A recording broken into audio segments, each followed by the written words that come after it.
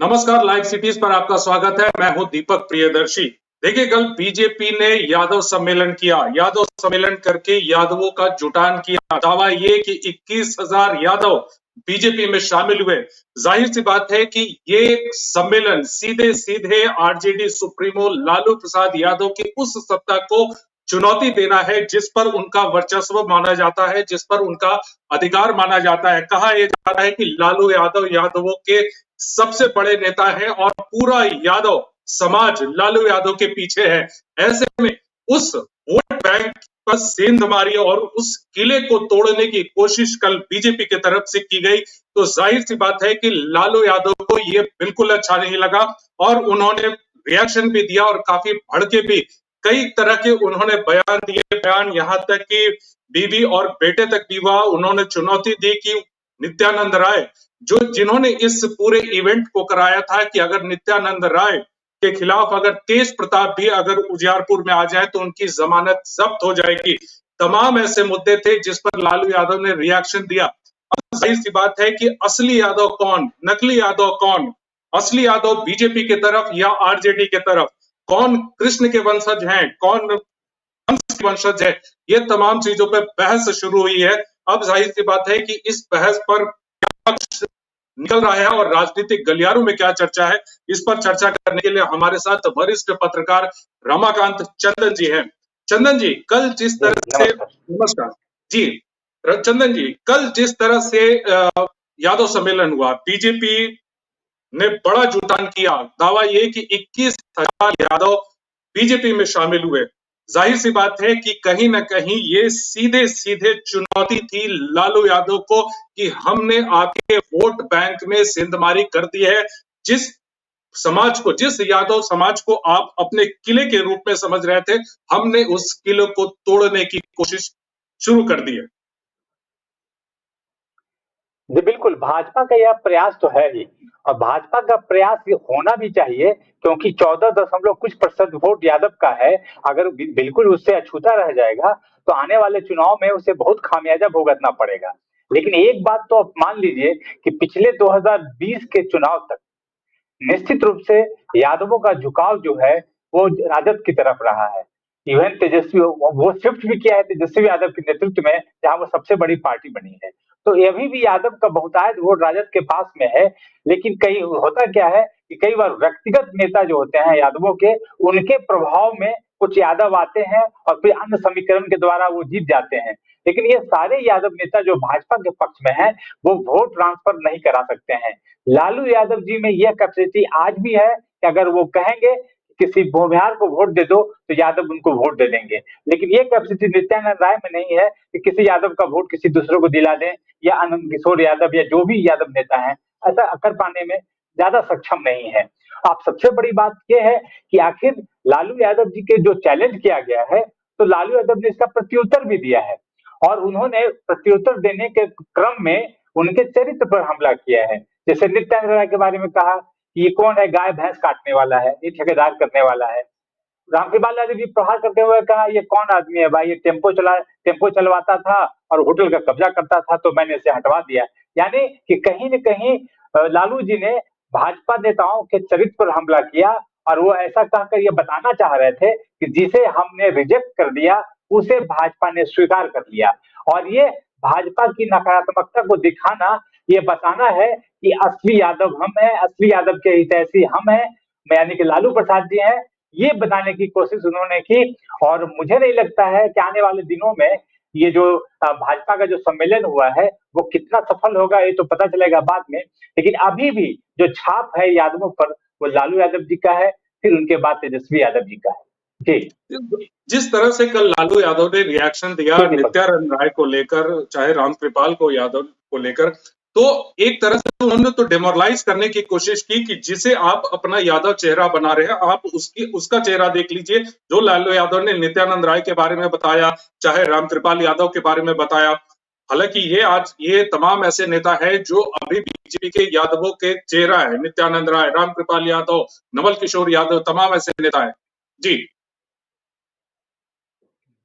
तो एक बड़े परिप्रेक्ष्य में लालू यादव जी ने इनके चेहरों को सामने रखा है कि ताकि ऐसा न हो कि कोई बहुत बड़ा पद देख के केंद्रीय गृह राज्य मंत्री है नित्यानंद राय, तो वो उनको महिमा मंडित करें। इसके बदले में उसको करेक्टर का असिग्नेशन उन्होंने किया, और उस करेक्टर का असिग्नेशन इसलिए किया ताकि यादवों में इनके प्रति कोई विशेष आकर्षण नहीं हो। इसलिए उन्होंने रामकृपाल जी को या फिर नित्यानंद राय जी के चरित्र को सबके सामने रखा, और यह उनकी मजबूरी भी है, क्योंकि अभी अगर अपने को श्रेष्ठतम साबित करना है, यह बताना होगा कि हम कैसे श्रेष्ठ हैं।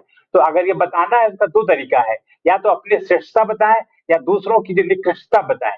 अब सवाल यह है कि अगर नित्यानंद राय जी पर इतना सारे आरोप लगा रहे हैं, तो लालू जी और उसके पूरे परिवार तो खुद ही कई मामलों में नामजद हैं, तो वो ऐसे कैसे अपने आप को सेव कर पाएंगे।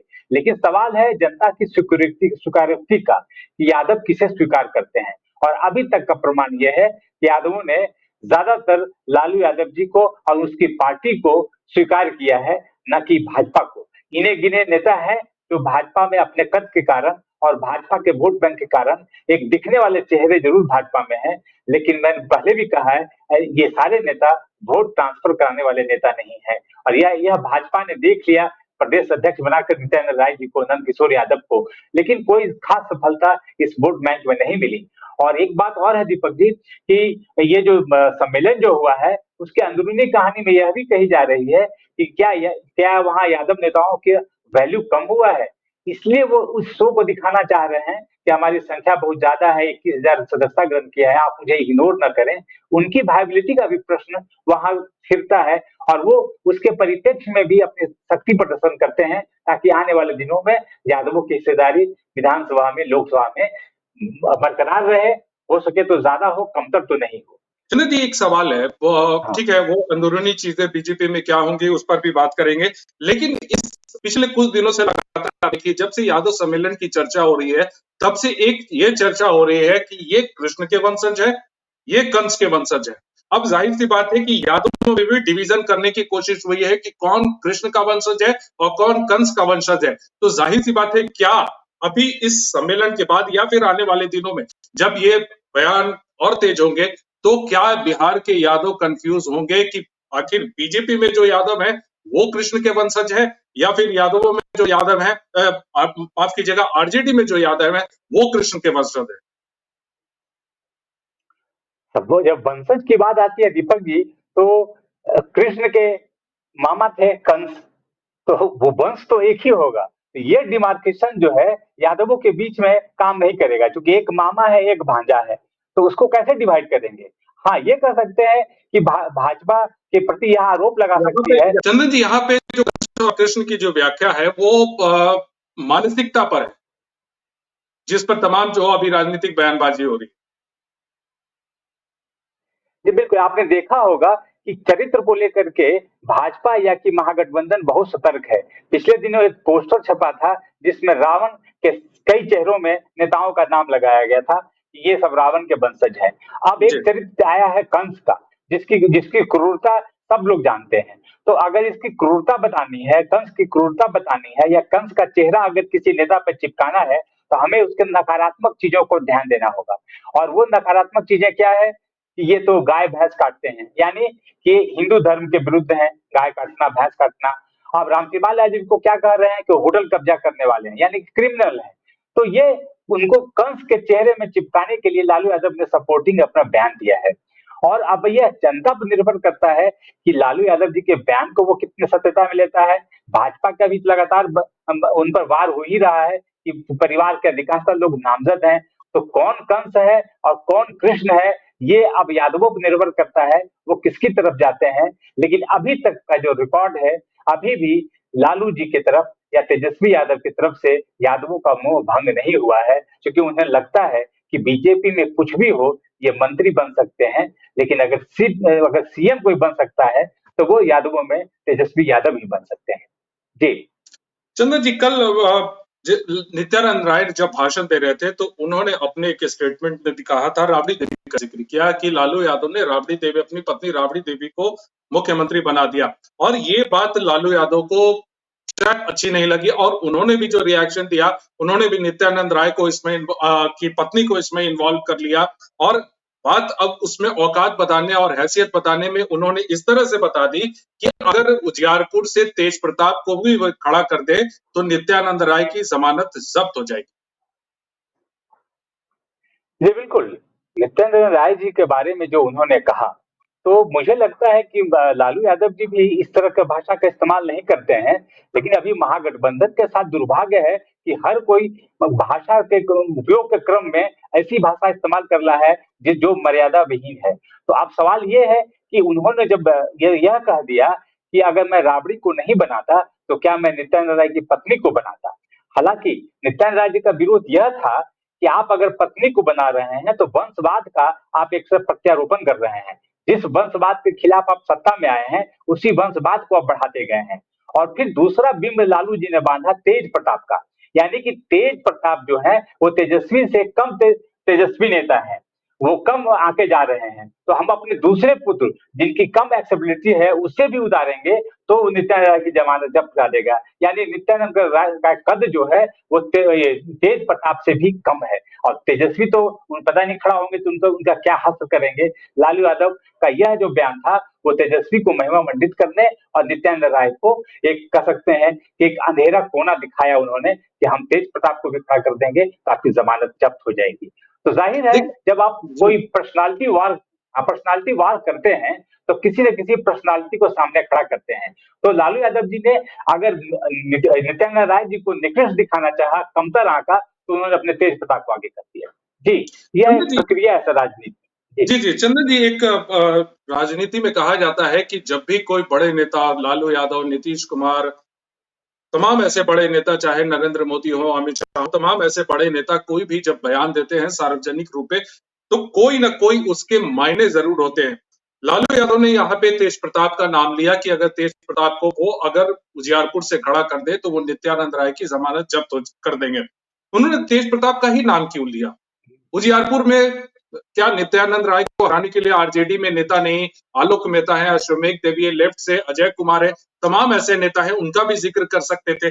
क्या ये कहीं ये मैसेज देने की कोशिश नहीं हो रही? क्योंकि पिछले दिनों तेज प्रताप ने कहा था और उन्होंने इच्छा जाहिर की थी कि वो पार्लियामेंट्री इलेक्शन लड़ना चाहते, तो एक तरह से कहीं इसका भी तो मैसेज लालू यादव ने नहीं दे दिया। दरअसल लालू यादव जी यहाँ पर तेज प्रताप का नाम लेके राजनीति के दो बिंदु पर इशारा किया है।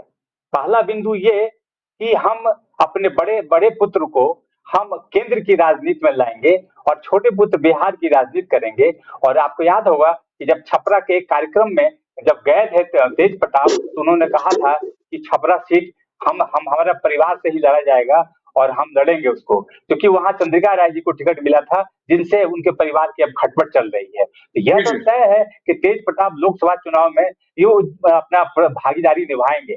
अब यह तय करना लालू प्रसाद जी को है, तेजस्वी जी को है कि वो तेज प्रताप को किस जगह से लड़ाएं, छपरा से लड़ाएं या एक नया बिंब आया है उजियारपुर से लड़ाएं।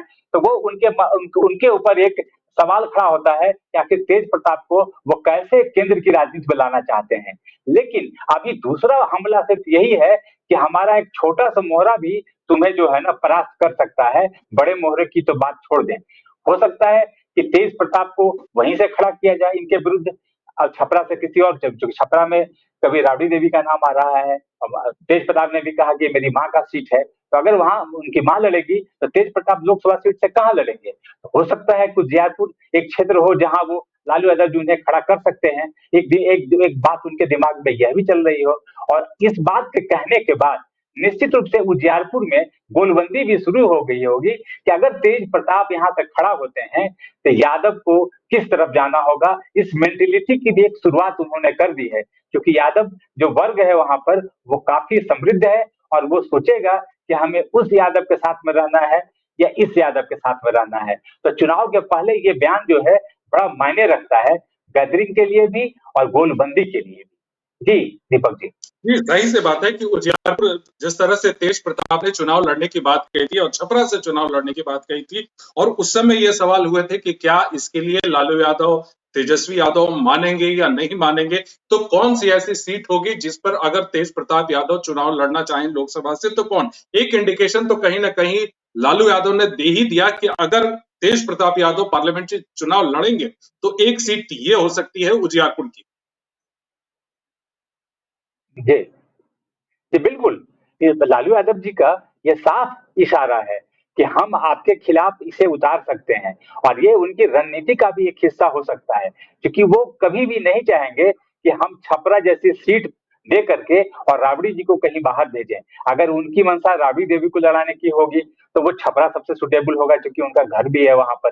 तो दूसरी बात यह है कि आखिर उन्हें जब कद्दावर नेता चुनना है और अगर नित्यानंद राय को टारगेट उन्होंने किया है, तो उसके लिए सिंबॉलिक आधार में तेज प्रताप का नाम जरूर लिया है, ताकि निश्चित रूप से अगर किसी की बात करें तो तेज प्रताप अगर वहां खड़ा होते हैं तो उनका सबसे बड़ा संबल जो है आलोक कुमार मेहता है, क्योंकि वहां उस जाति का भी वोट बहुत ज्यादा है और आलोक जी कुमार मेहता अभी उनके मंत्रिमंडल में मंत्री भी हैं। तो एक सपोर्ट यह भी हो सकता है। तो यादवों का सपोर्ट और प्लस आलोक मेहता जी के वोटों का सपोर्ट, क्योंकि वो पुराने नेता है, उनके पिताजी भी वहां से जीतते रहे हैं। तो फिर इस समृद्धि को ध्यान में रखते हुए कहीं न कहीं तेजस्वी तेज प्रताप का चेहरा जरूर उजियारपुर के चारों तरफ घूम रहा है और वह एक तरह से प्रारंभिक प्रचार है, ताकि उधर से रिएक्शन भी आए वहां के यादव नेता में और वो लोग डिमांड करें कि भाई उजियारपुर से तेज प्रताप को ही लड़ाया जाए। तो एक जेन्युइन डिमांड अगर समस्तीपुर उस उजियारपुर से आती है, तो लालू यादव जी को या तेजस्वी यादव को उन्हें टिकट देने में भी कोई गुरेज नहीं होगा, ताकि उन्हें लग रहा है वो कहेंगे कि भाई बॉटम लेवल से ये बातें आ रही है। जी चंदन जी, जी जिस तरह से दीपक जी। पिछले दिनों आपने देखा कि लालू यादव का बॉडी लैंग्वेज हाँ वो बहुत पॉलिटिकली जो है वो अब पूरी तरह से एक्टिव है। हर बड़े इवेंट जा रहे हैं और यहाँ तक कि जो भी स्टेटमेंट अब कई बार अपने पुराने अंदाज को वो दिखा चुके हैं। पिछले दिनों आपने देखा होगा कि कांग्रेस ने जब श्री बाबू की जयंती की थी, उसमें बड़े पैमाने पे भूमिहारों का जुटान हुआ था, तो लालू यादव ने भी उसमें शिरकत की थी। तो अब क्या लग रहा है कि अब ड्राइविंग सीट पर जिस तरह से इससे पहले के चुनाव में लालू यादव ड्राइविंग सीट पर बैठकर तमाम चुनाव को हैंडल करते थे, इस बार के चुनाव में भी वो ड्राइविंग सीट पर यहाँ बिहार में महागठबंधन का अलायंस है, तो जाहिर सी बात है कि ड्राइविंग सीट पर इस बार भी लालू यादव ही होंगे। बिल्कुल, ड्राइविंग सीट पर लालू यादव जी हैं, तो यह कोई मांग चांग कर नहीं है। वो सबसे ज्यादा विधायक दल के उनके पास में है, सबसे ज्यादा विधायक उनके पास में है। तो अगर कहीं लोकसभा चुनाव की बात आएगी, तो वो ज्यादा से ज्यादा सीट लेने की कोशिश करेंगे, इसलिए कि उनके पास विधायक की संख्या ज्यादा है। क्योंकि जो जो लोकसभा सीटों का जो डिवीजन होगा, उसका आधार विधायक बनेंगे। और दूसरी बात है कि लालू यादव जी अभी अपने खुद के आक्रामकता के द्वारा तेजस्वी जी को स्थापित करना चाहते हैं, और कहीं न कहीं मुझे लगता है कि यह आक्रामकता जो है वो लालू यादव जी का, वो कहीं न कहीं नीतीश जी से भरोसा उठते हुए जा रहा है। इसलिए वो ड्राइविंग सीट पर आ गए हैं और तमाम विरोध के बावजूद वो कांग्रेस के उस सम्मेलन में गए जहां श्री कृष्ण बाबू की जयंती मनाई जा रही थी, और उन्होंने मंच से भूमिहारों का आह्वान किया कि आप अब हमारे साथ आओ, और एक तरह से कहे तो ए टू जेड जो समीकरण तेजस्वी ने दिया है उसका समर्थन किया है। यह प्रक्रिया इसलिए ज्यादा महत्वपूर्ण है कि नीतीश जी की दूरी कांग्रेस से बढ़ रही है। आप लालू यादव को ड्राइविंग सीट में आप उसी दिन से देख लीजिए, जब INDIA की बैठक हुई, तो उस दिन उन्होंने बातचीत में ही वो कह दिया कि राहुल जी को शादी कर लेना चाहिए और हम लोग बाराती बनेंगे। अब परोक्ष रूप से उनका कहना था कि हमारे दूल्हा अगर ये हैं तो PM के कैंडिडेट ये हैं, तो नीतीश जी को वहां साइड कर दिया गया। दूसरी बैठक बंगलोर में हुई, तो वहां नीतीश जी की कोई बात नहीं मानी गई। अंत में प्रेस कॉन्फ्रेंस छोड़ करके नीतीश जी बिहार चले आए। तो ड्राइविंग सीट पर तो वो लगातार, जब से INDIA गठबंधन बना है, वो ड्राइविंग सीट पर हैं, और कहीं न कहीं उनकी मंशा है कि हम कांग्रेस के करीब रहेंगे तो ज्यादा लाभ होगा, और नीतीश जी पर थोड़ा ध्यान उनका हटा है। और दूसरी तरफ अपने बेटे को साबित करना चाहते हैं, तो लगता है कि ये लड़ाई जो है बहुत मुफीद होगी 2024 की, 2025 की। अगर 2025 में लोकसभा चुनाव में हम ज्यादा जीतते हैं, तो हमें तेजस्वी यादव को 2025 के चुनाव में मुख्यमंत्री के रूप में स्थापित करने में हमें विधायकों की संख्या मिलेगी। जी, इसलिए चंदन उनकी जी, पीड़ा, उनकी एक कोशिश, उनकी आक्रामकता सब वहीं पे। जी जी चंदन जी, एक एक बहुत स्ट्रेट सवाल सवाल यह है कि क्या लालू यादव और नीतीश कुमार दोनों आज की डेट में साथ हैं, गठबंधन में हैं, सरकार चल रही है यहाँ पे बिहार में, क्या लेकिन अभी लालू यादव नीतीश कुमार पे उतना भरोसा कर पा रहे हैं? नहीं, सीधे शब्दों में कहें तो लालू यादव जी भरोसा नहीं कर पा रहे हैं उन पर। भरोसा नहीं करने के पीछे जो कारण है कि आप उनके जो विरोधी हैं, उनसे जाकर के मिलते हैं, उनसे जाके बात करते हैं, उनके उनके कार्यक्रमों में जाते हैं। और इवन आपको याद होगा कि तेजस्वी यादव जी से जब पूछा गया था कि देश का पीएम कौन होगा, तो उन्होंने कहा था कि यह तो एमपी तय करेंगे। जाहिर है एमपी की संख्या कांग्रेस की होगी ज्यादा, तो पीएम राहुल बनेंगे। इस पीएम कैंडिडेट को लेकर के जहां जदयू पूरे उफान पर है कि हमारे पीएम इस बार नीतीश जी होंगे, ये अलग बात है कि नीतीश जी ने कहा कि मुझे पीएम नहीं बनना है। लेकिन कहीं न कहीं लालू यादव की जो ये अविश्वास करने की बात है, वो इन्हें पीएम के पद से भी दूर किया, संयोजक के पद से भी दूर किया। और अभी तक स्थिति ये है कि न मैनिफेस्टो में इनसे कुछ सलाह मांगी गई है, और जहां तक ये संयोजक का ग्रुप बनाने के बाद हुई, उस पर भी इनकी सहमति नहीं ली गई है। और ये लगातार सीट शेयरिंग की बात कर रहे हैं, तो उस पर भी ये नीतीश जी जो है वो उनकी बात नहीं मानी गई। अंततः नीतीश कुमार जी का मध्य प्रदेश में कैंडिडेट देना भी बताता है कि कहीं न कहीं जो कांग्रेस और राजद की दूरियां नजदीक हो रही है, तो अपने को अलग-थलग महसूस कर रहे हैं, और उन्होंने उम्मीदवार वहां घोषित कर दिया कांग्रेस के विरुद्ध में। ये कहीं न कहीं इंडिया की उस रणनीति का एक तरह से विरोध है, जहां मिलकर नरेंद्र मोदी जी का सामना करना है, वहां आप मध्य प्रदेश में उम्मीदवार दे देते हैं। एक अविश्वास की लकीर इंडिया गठबंधन के प्रति और लालू यादव जी के प्रति भी दिखता है। एक अंतिम सवाल है चंदन जी, जिस तरह से कल बीजेपी ने यादव सम्मेलन किया, और जाहिर सी बात है कि आप कह रहे हैं कि अभी यादवों को भरोसा जीतने में बीजेपी या बीजेपी नेताओं को अभी समय लगेगा, काफी समय लगेगा। और आपने भी इस बात का जिक्र किया कि क्या जो बीजेपी के जो यादव नेता हैं, चाहे नित्यानंद राय हो, रामकृपाल यादव हो, नवल किशोर जैसे नेता हैं, ये तमाम ऐसे नेता अपने नेतृत्व को, अपनी पार्टी आला कमान को ये बताने की कोशिश कर रहे हैं कि आप हमें साइडलाइन करके मत जाइए, क्योंकि सम्राट चौधरी ने जिस तरह से अपने अधिकारियों और पदाधिकारियों की टीम बनाई, उसमें सिर्फ एक यादव को रखा। एक तरह से बिहार के प्रदेश की राजनीति में यादव और बिहार बीजेपी में यादव साइडलाइन है। ये बताने की कोशिश कि आप हमें साइडलाइन करके नहीं चल सकते, ये मैसेज देने की कोशिश हुई। दरअसल अगर बीजेपी के अंदर की बात कहें, तो यह बातें उठ रही हैं कि क्या यादव हमारे साथ अगर नहीं मिलते हैं, तो हम इन पर अपना शक्ति क्यों खर्चा करें, अपना समय क्यों बिताएं। एक ये अंडरस्टैंडिंग चल रही है, लेकिन ये इसकी पुष्टि कोई करता नहीं है। लेकिन यहाँ जो सम्मेलन हुआ है यादवों का, वो परोक्ष रूप से अपरोक्ष रूप से अपने दोनों शक्ति का इजहार किया गया है कि हमारे पास संख्या भी है, और वो संख्या जो है भाजपा के समर्थन में है, एनडीए के समर्थन में है। आप मुझे कमतर नहीं आंकिए, क्योंकि जिस तरह से सम्राट चौधरी ने प्रदेश संगठन का गठन किया है, उसमें यादवों को एक नजरअंदाज किया गया है। ये बातें भी उन्हें खल रही है। तो अब उन्हें लगता है कि आगामी चुनाव में भी कहीं यादवों की उम्मीदवारी कमतर हो जाए, तो इसके पहले हम अपनी शक्ति दिखा दें आला कमान को, ताकि वो विशाल जनसंख्या को देख करके, विशाल सदस्यता को देखते हुए वो ये महसूस करें कि अगर हम इन्हें सही उम्मीदवारी नहीं देंगे, तो जो जो थोड़ा बहुत भी हम यादव के नाम पर कुछ जगह जीत पाते हैं, वो भी नहीं जीत पाएंगे। इस आशा के साथ यहाँ भाजपा नेताओं ने यह सम्मेलन किया है, और ये एक बात इस तरह से हो सकती है। और दूसरी तरफ ये है कि वो यह दिखाना चाह रही है कि हम में कुवत है, कि हम राजद के माई समीकरण में हम यादव को तोड़ सकते हैं, बखूबी तोड़ सकते हैं। और ये हमारे पूरे बिहार से आए हुए यादव हैं, जो भाजपा की सदस्यता ग्रहण करके यह बताया जा रहा है कि आगे के लोकसभा चुनाव में यादव अब पूरी तरह से लालू यादव की तरफ नहीं रहेगा, उसका कुछ भाग भाजपा की तरफ भी जाएगा, ये बताने की कोशिश की गई है। और लगभग जिलों से यादवों को बुला करके अपना इस शक्ति प्रदर्शन को रूप दिया गया है, और इसमें एक हद तक भाजपा के तमाम नेता, नित्यानंद राय जी, रामकृपाल जी या रामसूरत राय, नंदकिशोर यादव, ये सब सफल भी हुए हैं कि संख्या का एक भारी जुटान हुआ, और वो कहीं न कहीं पार्टी के भीतर और राजद के भीतर भी एक दबाव बनाया है। यही वजह है कि लालू यादव जी ने प्रतिक्रिया व्यक्त की। अगर इसका प्रभाव नहीं होता, तो लालू जी चुप भी रह सकते थे, लेकिन इस दबाव को वो झेलने के बजाय उन्होंने प्रत्युत्तर दिया, और उनके नेताओं को कमतर बताया, उनके चरित्र का मूल्यांकन जो है सबके सामने रखा। जी। जी।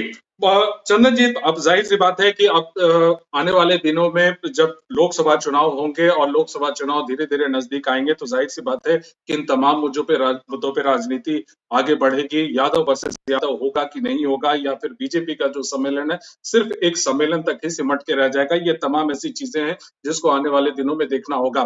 फिलहाल हमसे बातचीत की, लाइव सिटी से आपने बातचीत की चंदन जी, इसलिए आपका बहुत